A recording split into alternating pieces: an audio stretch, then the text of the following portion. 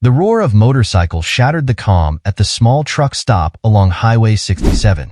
The sun was just dipping below the horizon, casting a golden hue over the dusty lot. Martin O'Connor, a retired Marine, sat quietly in the corner booth, sipping his coffee. His eyes, once hardened by the battles of overseas conflicts, were now softened with age but still alert. He'd spent his retirement driving trucks, enjoying the peace of the open road, and stopping at this very truck stop whenever he passed through. Tonight, however, would be anything but peaceful. A dozen bikers from the notorious Fangs roared into the parking lot. They dismounted their bikes with a swagger that screamed trouble. The leader, a man named Crowley, approached the counter, his voice echoing through the diner. "Listen up, everyone. From now on, this place pays us for protection," he sneered, his eyes scanning the room, daring anyone to respond. Martin watched as the staff cowered. The waitress, Beth, trembled as she tried to continue her work. Martin knew he couldn't stand by and do nothing. Slowly, he stood up, his presence commanding, his posture still straight despite the years. "You might want to take your bikes and leave," he said calmly but firmly, his voice carrying across the diner. Crowley turned, a mocking smile on his face. "And who's gonna make us, old man?" If this story catches your interest, please make sure to subscribe and let us know where you're tuning in from. We're just getting started, and you won't want to miss what happens next. Crowley's mocking grin faded as Martin remained unfazed, his gaze steady and unmoving. The tension in the diner grew thick, the silence only broken by the nervous clink of Beth's coffee pot against the counter. One of the bikers, a muscular man with a scar running down his cheek, stepped closer to Martin, trying to intimidate him with his size. "Maybe you didn't hear my friend here," Crowley growled. "We're in charge now." He leaned closer, his face inches from Martin's. "You want to do this the easy way or the hard way?" Martin's lips curled into a small, knowing smile. He didn't flinch, didn't back down. Instead, he pointed toward the parking lot. "You see that flag over your bikes? That's an American flag. I fought for that flag, and I'll be damned if I let some thugs disrespect what it stands for." Crowley laughed, the sound more sinister than amused. "You've got guts, old man. Let's see if you've got anything else." Suddenly, Crowley lunged forward, but Martin was ready. Years of training kicked in, and with a swift move, Martin dodged Crowley's grasp, twisting his arm behind his back and forcing him down onto the counter. The other bikers started to rise from their seats, their faces a mixture of shock and anger. The diners watched, breath held in disbelief. "Anyone else want to test me?" Martin asked, his voice calm but filled with authority. The room was silent. Crowley grunted in pain, unable to move. Martin released him and stepped back, giving the bikers a chance to retreat. The bikers exchanged uncertain glances, unsure whether to continue the fight or cut their losses. "Get on your bikes and go," Martin said. "You're not welcome here." The bikers left, but Martin knew it wasn't over. He could see it in their eyes. This was only the beginning. Crowley and his gang weren't used to losing, and they wouldn't take this defeat lightly. As the last bike roared away, Martin looked at Beth, who was still visibly shaken. "They'll be back," Martin said softly. "We need to be ready." Beth nodded, her fear slowly replaced with determination. "What can we do, Martin?" "We don't have the kind of power they do." Martin thought for a moment, then pulled out his old phone. It was time to call in some favors.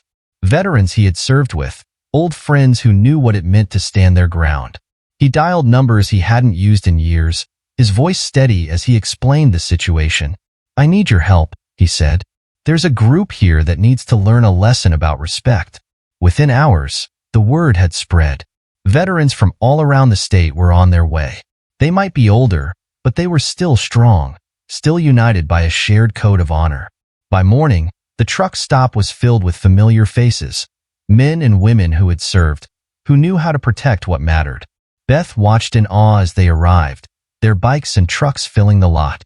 They set up quietly, their presence alone enough to make a statement. They were here to protect their own, to ensure that no one could intimidate the innocent.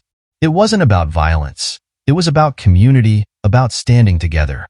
The veterans moved with purpose, organizing a watch and setting up a plan. Some of them took positions by the entrance, while others kept an eye on the surrounding area. They were disciplined, their movements efficient and coordinated, a testament to their training and the bonds they shared. Beth felt a sense of hope she hadn't felt since the bikers had first roared in. Maybe, just maybe, they had a chance. Martin walked over to Beth, his eyes scanning the lot. "We'll be ready when they come back," he said. "They think they can scare us, but they've never faced anything like this." Beth nodded, her fear replaced by a growing sense of pride. She looked at the veterans, at the way they stood tall, unyielding, and she knew they weren't alone. This was more than just a truck stop. It was a community, and they were going to protect it together. As the sun began to rise, casting a warm glow over the truck stop, Beth felt a sense of calm settle over her. The bikers might come back, but they wouldn't find the same frightened people they had tried to bully. They would find a united front, a community ready to stand up for itself. Martin glanced at the horizon, the sky turning shades of orange and pink. He knew the fight wasn't over, but he also knew they had something the bikers didn't, a cause worth fighting for and people willing to stand together, no matter the cost.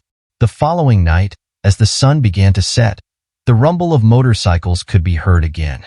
Crowley and his gang were back, and this time they had brought reinforcements. More bikers, more leather, more threats. They pulled into the lot, expecting the same small crowd they had intimidated the day before. But what they saw was very different. The truck stop was surrounded by veterans, dozens of them, all standing side by side. Their expressions were calm, but their resolve was unmistakable. Crowley hesitated for a moment, his bravado wavering at the sight. But he pushed forward, unwilling to lose face in front of his gang. "Looks like the old man brought his friends," Crowley sneered, trying to sound confident. "You think this changes anything?" Martin stepped forward, his eyes locked on Crowley. "It changes everything," he said. "This is our home, and we're not letting you take it from us." The veterans behind Martin took a step forward, their silent solidarity sending a clear message. The bikers shifted uneasily, realizing they were outmatched not by force, but by unity. Crowley looked around, his confidence crumbling as he saw the determination in the eyes of the men and women before him. "You have two choices," Martin said. "You leave now, peacefully, or you deal with all of us." Crowley hesitated, his pride fighting against his sense of self-preservation. Finally, he spat on the ground and signaled to his gang. "Let's go," he muttered. One by one, the bikers mounted their bikes, the roar of their engines fading into the night as they left. A cheer went up from the diner, the patrons and staff who had watched in tense silence now clapping and cheering for the veterans. Beth ran over to Martin, her eyes filled with gratitude. "Thank you," she said, her voice thick with emotion. "I don't know what we would have done without you." Martin smiled, his eyes softening. "You're not alone, Beth. None of us are. This place is worth protecting, and we'll always be here to make sure it stays safe." The veterans began to disperse, some of them heading inside for a well-deserved meal, others staying outside to make sure the bikers were really gone. The mood was lighter now, the fear that had gripped the truck stop replaced by a sense of hope and camaraderie.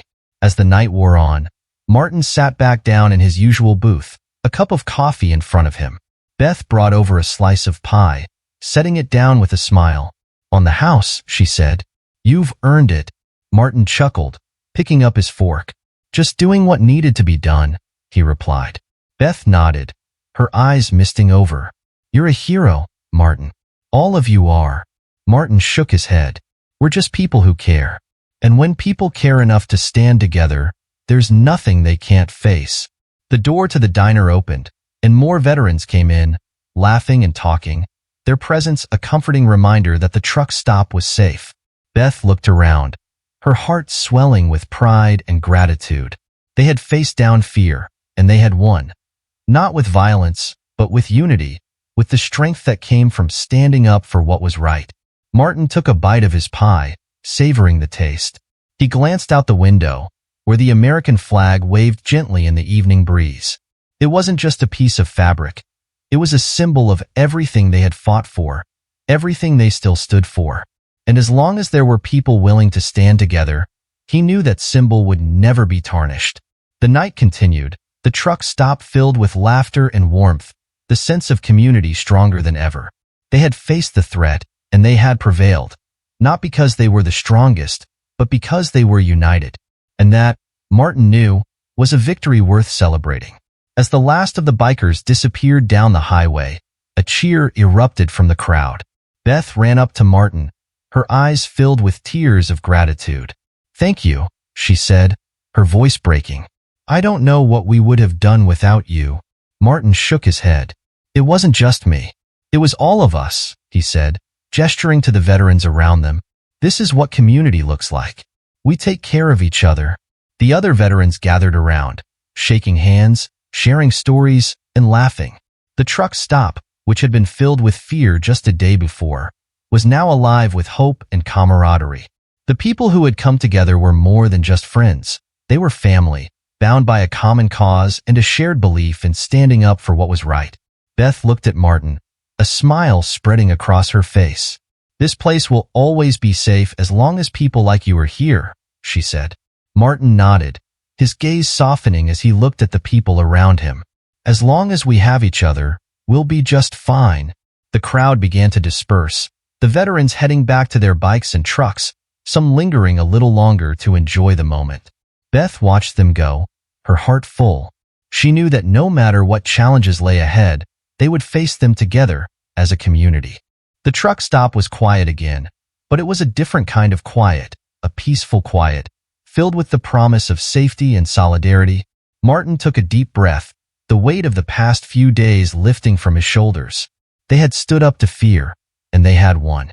Not with fists or threats, but with unity, with the power of people who refused to be intimidated.